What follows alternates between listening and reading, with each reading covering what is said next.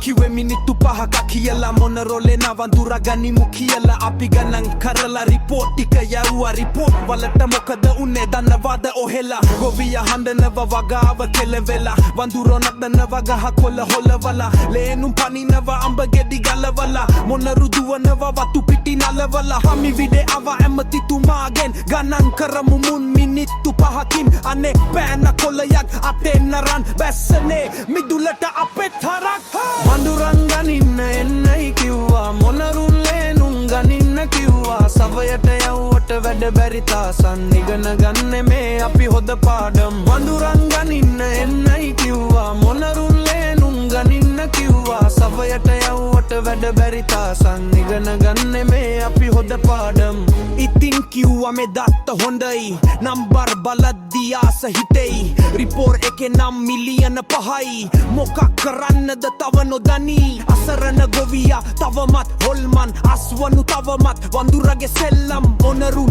ලේනුම් ගහනව කරනම් ඇමතිතුමා නම් තවම නිසොල්මන් මිනිත්තු 5ක විහිළුවකට කෝටි ගණන් වියදම් කරලා කවුරු දන්නේ නෑ මොකක්ද අවසාන ප්‍රතිඵලය කියලා ගොවියා තවමත් හඬනවා හිසොන බිම බලලා වැඩ බැරි තාසන් දැන් සුබ්ජෙක්ට් එක මාරු කරලා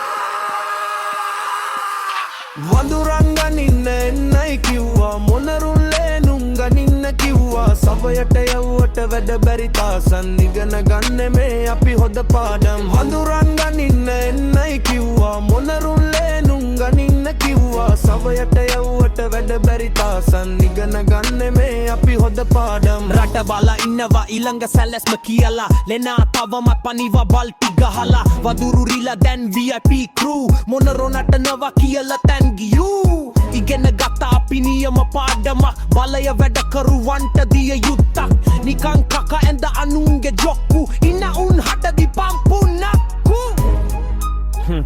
වචන වලින් කරන්න පුළුවන් දේවල් යථාර්ථයක් කරන්න බැරි බව සුරංගනා කතා අහලා තියන් අපි හොඳිනෙන් වදින දුදේ යොත් පොන්දද